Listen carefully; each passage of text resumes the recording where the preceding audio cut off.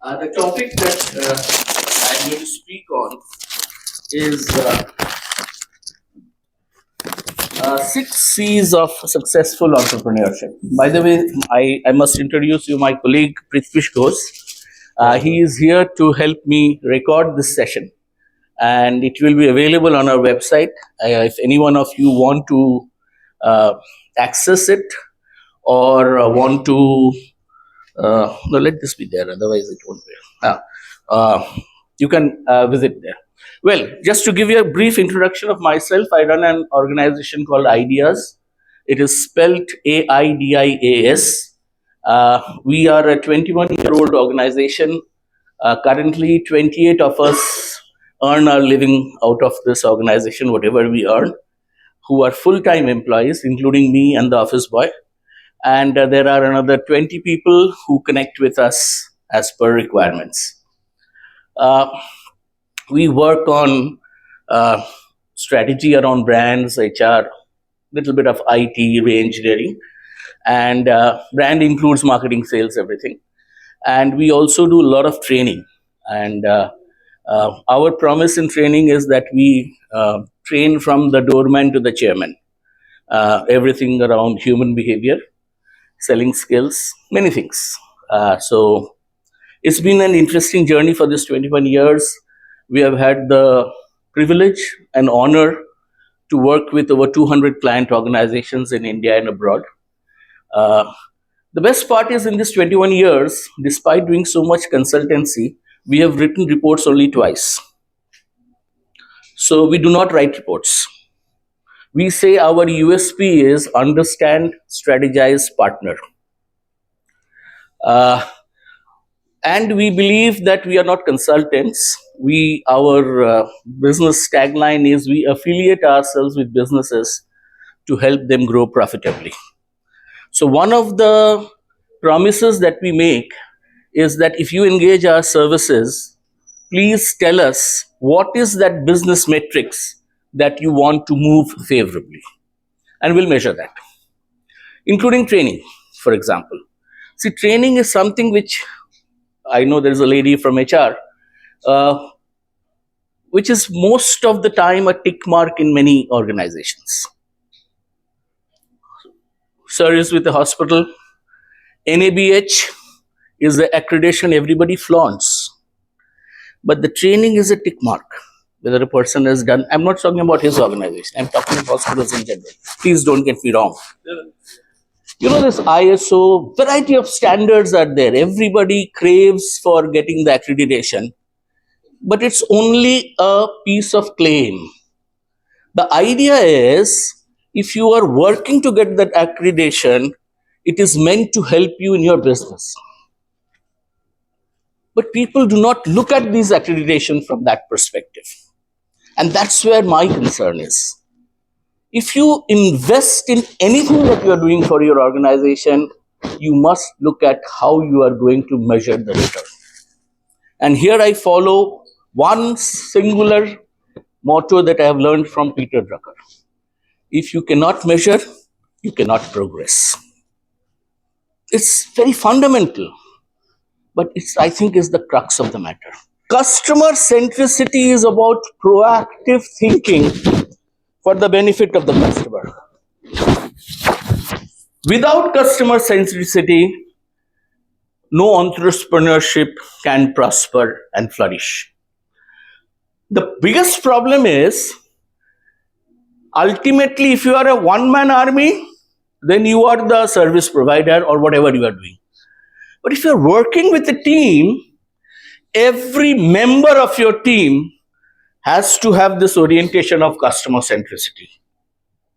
Otherwise, it is like an orchestra where if all the players who are playing different types of instruments or whistling or singing, if they don't do it in sync, everybody can make out that the orchestra has gone out of tune.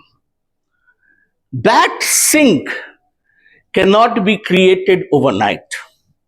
And that sync has to be driven by the entrepreneur himself or herself. And it is a function of the 3 P's: people, processes, and policies.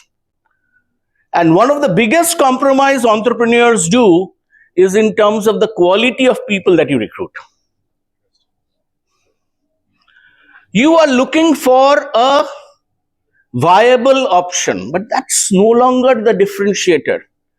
It is better, like McKinsey, which is very famous worldwide, their philosophy is simple. Hire one, pay the salary of two, get work done for three.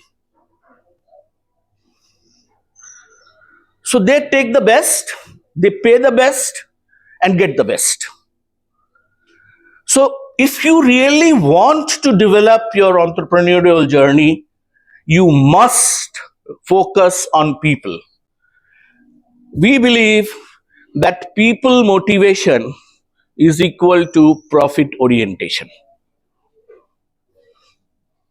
If your people are motivated to serve the business the way you intend them to serve as an entrepreneur, nobody can stop your profits. I'll give an example of my small office. The lady who assists me is also in charge of administration. The financial year got over. So she has found that the expense on coffee is the highest in our office. She laid out analysis. And my philosophy is we are supposed to think, and coffee is often a catalyst to thinking. You cannot compromise on coffee. So after a lot of permutation combination, she has come up with a method where morning cup is big one, evening cup is big one, in between is small one. And believe me, how much are we going to save? 1,600 rupees in a month. But the important point is this ownership. Important point is this ownership that has to be created in people, and it is not only about salaries. It is about how you treat your people first. Are you treating them also as entrepreneurs within your entrepreneurship? Are you empowering them to take decisions, or are you holding back everything to you? It is very, very important to get your people aligned. And there are many other things that you need to do to your people in order to get the best out of them. And do you agree with me? No, communication is not the way how Mr. Shashi Tharoor speaks. Communication is not about the language. For us, communication is not good, bad, ugly. Communication is either effective or it is ineffective. There is no third word to describe communication. If the person does not interpret what you are trying to communicate the way you want that person to communicate, you have failed as a communicator. Today, whatever little I have to speak, I have got, surely I'll do that, Mr. Prasad. 1 minute only left. Should I take a little more? I can close in 1 minute. No? Do I have the permission?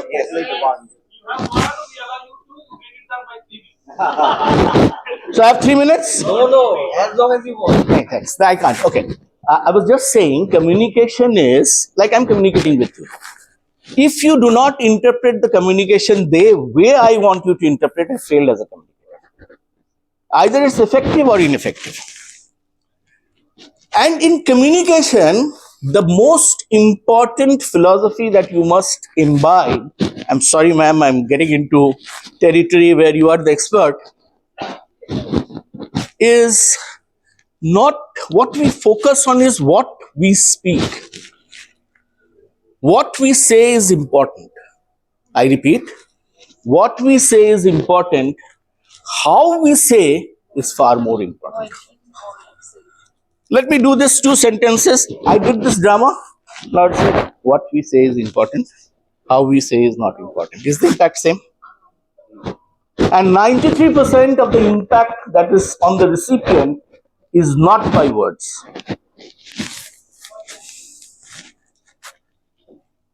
And we forget it. There are 3 golden words. What are they? Entertain, entertainment.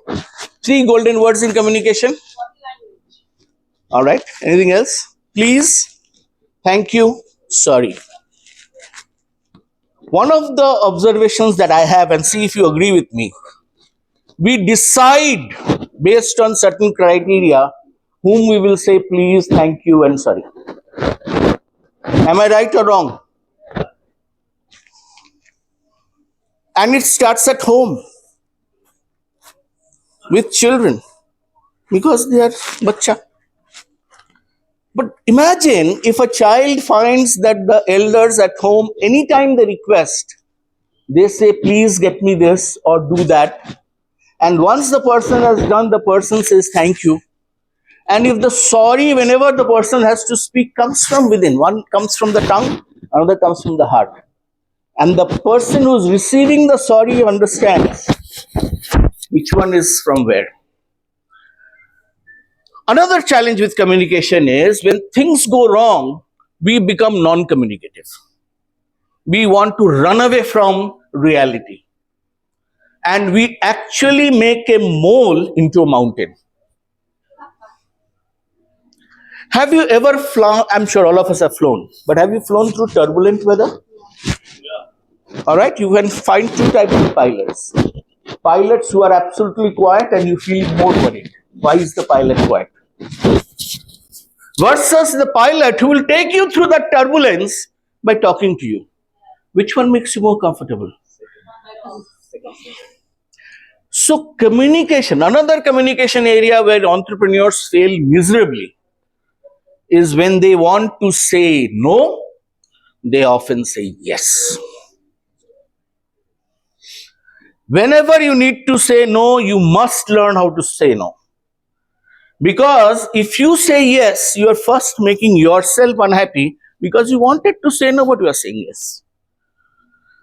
And there's a chain of this thing. Already Sudhikar is looking at his watch.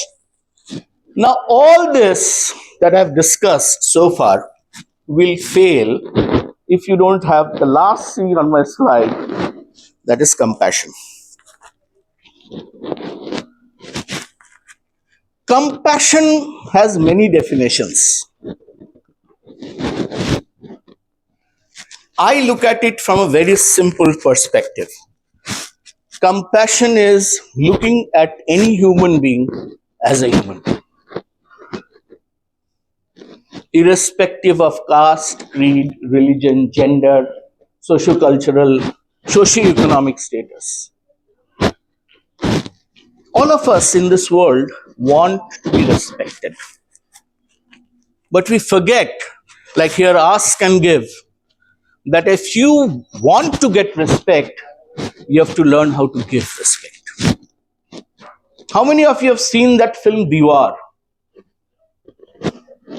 Yeah? You were not born, perhaps. Yeah, I can understand. Diwar, have you seen? Most of us oldies, no, youngies. We are youngies, youngistan. Remember that scene where this boot polish fellow, which is the younger Amitabh Bachchan. So why did he protest? It's because he was not getting respected. And believe me, and I would love to be proven wrong, people have again that discretionary power, whom to respect, whom not to respect, whom to respect more, whom to respect less. Let me give an example. We all have emails. You ask for an email, something from your colleague as the entrepreneur. Half the people do not bother to even acknowledge that everything. And those of us who are bosses at work, if boss sends an email, dear sir, thank you for your email, we write. We don't do it for a colleague who is reporting to us or who is lower in the hierarchy within the organization. Am I right or wrong?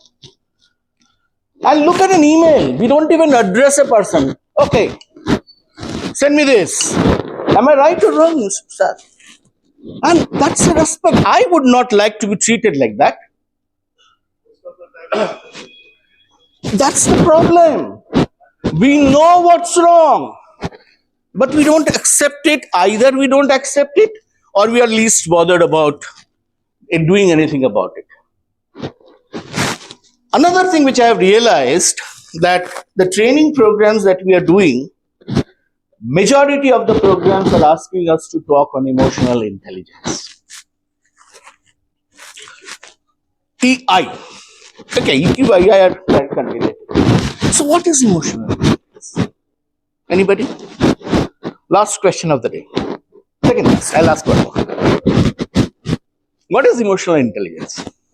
How one can react and adjust to different situations and stressful conditions with others. Sir, you are perfectly right. Can I make one request? No, can I make one request? Can you please replace the word react by the word respond? That's all. We keep reacting, but we need to respond. Right? You are absolutely right, sir. Are you a doctor or you are a philosopher? Or a trainer? Or both? Or all? Je Radhe se chulo baandhe. Who? Stand-up comedian. Yeah? He has public speaking speed. Oh, all right. Oh, that is not difficult. You speak what the audience wants to hear, you will have hearing. That's not a problem. It's the country is polarized. You decide which pole you are with. Speak for or against. That's not a problem at all. So emotional intelligence is it is about understanding the emotions of the other human being and using it intelligently to build relationships. Well, yeah, I mean, it's a big process. So the important point is compassion cannot take place unless you are aware of your own emotions and you are aware or able to understand the emotions of the people with whom you need to deal. And finally, and this is my favorite topic, I think life, business, anything is about motivation. You need a guru. No, motivation is yours. Why do you need a guru? My philosophy is life is limited. One must live life unlimited because motivation ही जिंदगी है. And if you really want to develop your entrepreneurship venture, focus on motivation of self, people within the organization, customers, business associates, bureaucrats, anybody who's important to your business ecosystem. If their motivation to your business is positively inclined, or if not positively inclined, at least not negatively inclined, nobody can stop profitable growth for your business. If you don't have any questions, this is the final slide, that these are the 6 C's: conviction, courage, commitment, customer centricity, compassion, and communication, which I have found are the 6 C's which have worked, if not all, in different combinations for entrepreneurs whom I have interacted with in my life and whom I think are successful. Thank you for giving me this opportunity, and I have thoroughly enjoyed it. Thank you. Any questions? I would love to.